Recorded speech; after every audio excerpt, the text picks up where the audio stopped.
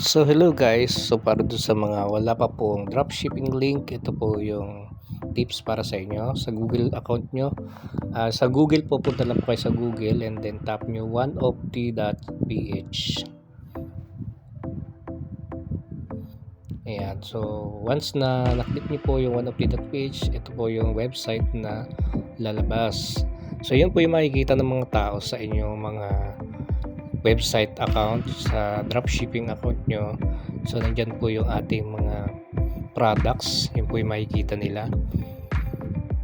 Andyan na rin po yung kung magkano yung presyo. So napakadali po para sa atin kasi di na tayo mag-explain. So i-click lang nila yung link ng dropshipping natin, then makikita na nila yung iba't ibang product dyan, pati po yung package na available po dyan sa ating website. Nandyan na po.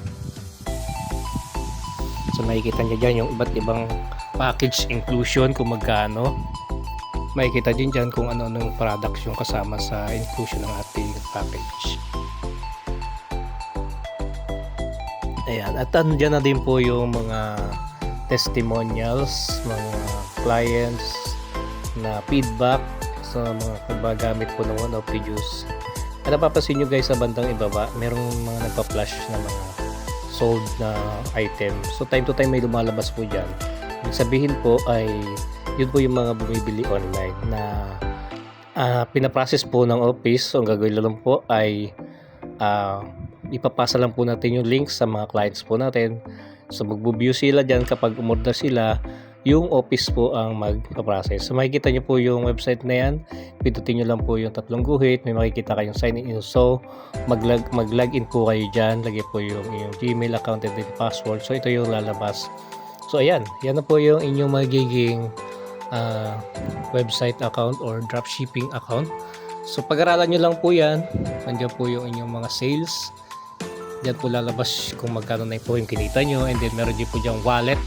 So diyan papasok naman yung ating mga income, and then nandiyan yung inyong affiliate. So pag sabing affiliate, yan yung mga parang reseller nyo. So nandiyan nakalagay kung ilang available pa, and then nandiyan na rin po yung ating mga marketing tools. Makakatulong po yan para sa atin.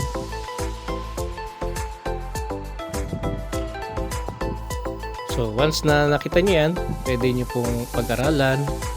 So pwede nyo pag-aralan yung inyong mga link. So log out lang po kayo, ganun lang po kadali.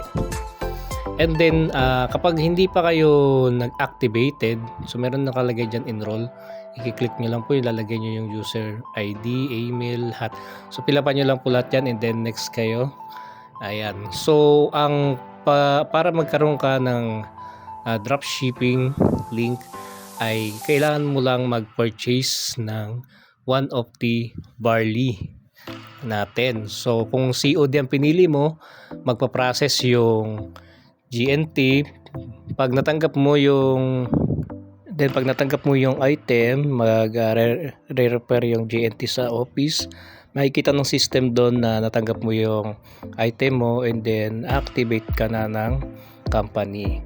O kung ang pinili mo naman ay over the counter, punta ka ng head office, doon ka mag-purchase na Oneofty barley, and then doon ka na rin magpa-activate.